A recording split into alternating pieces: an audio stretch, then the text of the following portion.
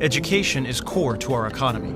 But in order to guide our educational systems and maximize future income, we must understand the misalignment between education and our workforce. In my pursuit of higher education, I have earned 2 bachelor's degrees, 2 master's degrees, and am working on a PhD. In total, this has cost me over $150,000. I've done all this because I believe formal education is important. Part of this belief came from seeing charts like this, presenting a correlation between higher degrees and higher income, showing on average that a person with a college degree earns far more money than the average person without a high school diploma. This perceived higher earnings for having a 4-year degree has fueled a college for all philosophy, causing educators and parents to encourage going to the university, any university, to major in anything in pursuit of future job security, social mobility, and financial prosperity. This philosophy has increased college enrollment, resulting in 66% of high school graduates in this country enrolling in higher education right after high school. That's 2 out of 3. Initially, they are deemed the successful ones, but what you won't see advertised is the reality that most drop out, and only a quarter of those that enroll will finish a bachelor's degree. Only after these few graduate do many of them start exploring careers. It is here that they discover that their degree may not have prepared them for the world of work. You may be well educated, but not every degree is direct preparation for employment. This misalignment between degrees and job skills causes half of university graduates to be underemployed in what are called gray-collar jobs, taking positions that do not require the education they have received at a cost that is more than they can afford. Conventional wisdom suggests that a university degree guarantees a higher salary. But with rising education costs, a shrinking job market, and the oversaturation of some academic majors in the workforce, this old advice is now a myth for a majority of students. The economy and the world have dramatically changed. Over the last 3 generations, we've gone from 13% of the population stepping into a college classroom to 60% attending some form of higher education. In 1960, when taking into account all jobs in the American economy, 20% required a 4-year degree or higher, 20% were technical jobs requiring skilled training, and 60% were classified as unskilled. But what's the right percentage to meet the labor market demand for tomorrow? In 2018, Harvard University predicts only 33% of all jobs will require a 4-year degree or more, while the overwhelming majority will be middle-skilled jobs, requiring technical skills and training at the credential or associate degree level. A 4-year degree may have many benefits, but think about the people you know who, from an economic perspective, inefficiently spent time and money to get a degree that perhaps they didn't really need for the career they are in. The true ratio of jobs in our economy is 1 to 7. For every occupation that requires a master's degree or more, 2 professional jobs require a university degree, and there are over half a dozen jobs requiring a 1-year certificate or 2-year degree. And each of these technicians are in very high-skilled areas that are in great demand. This ratio is fundamental to all industries. It was the same in 1950, the same in 1990, and will be the same in 2030. The hope for encouraging university education is that as the number of university-trained workers increases, the demand for their services in the workplace will increase as well. Unfortunately, this is not so. The whole pie may get bigger as the labor force and the economy grows, but the ratio will not change. The reality is, there will not be more professional jobs available within the labor market, and some professional jobs have been replaced by technology, or are being outsourced. Well-intentioned attempts to send more and more students straight to the university will not change the types of jobs that dominate our economy, nor will a college-for-all mentality mask these labor market realities.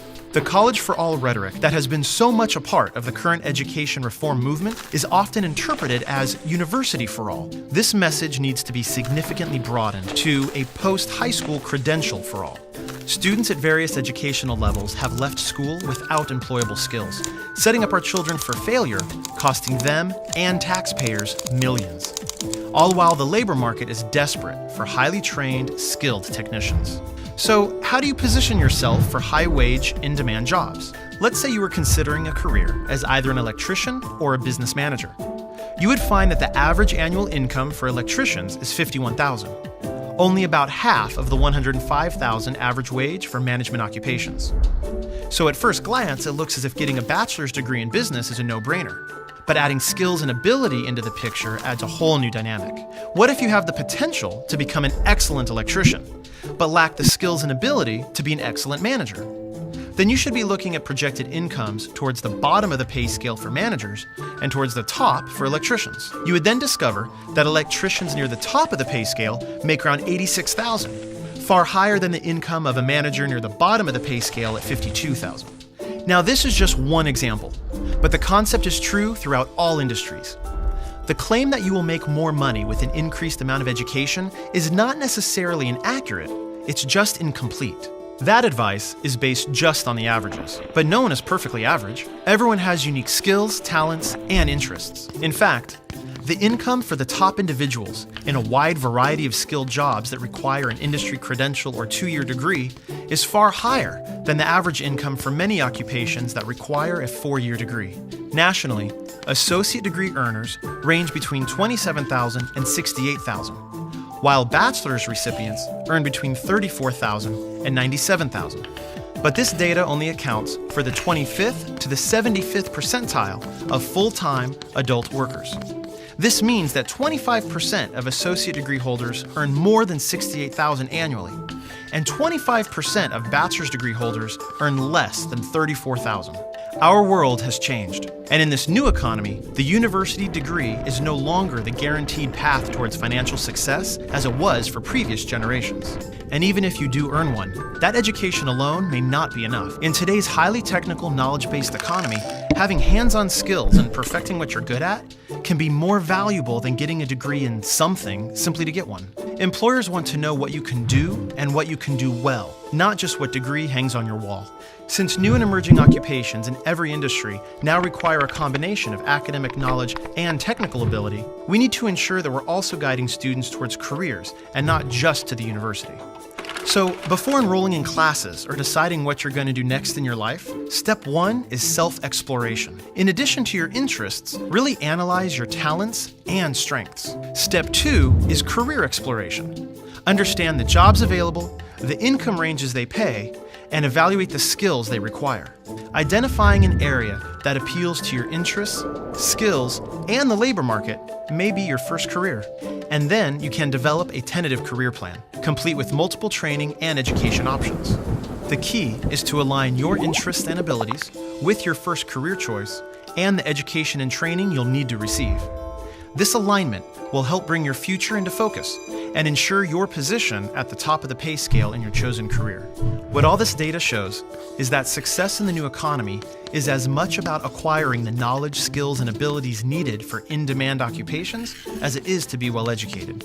Both paths may work for you, but education combined with technical training is how you ultimately secure a competitive advantage in the new economy. Community colleges are in the ideal position to provide over 70% of tomorrow's workforce with an education combined with applied technical skills, industry-driven credentials, and specific preparation for employment. Being a skilled craftsman or technician is highly valued. Investments in career education programs in high schools and community colleges will help all students obtain an education which includes technical training and preparation for the workplace. Ultimately, this is how all students can be successful. In the new economy, both education and technical skills are the new currency. Will you be ready?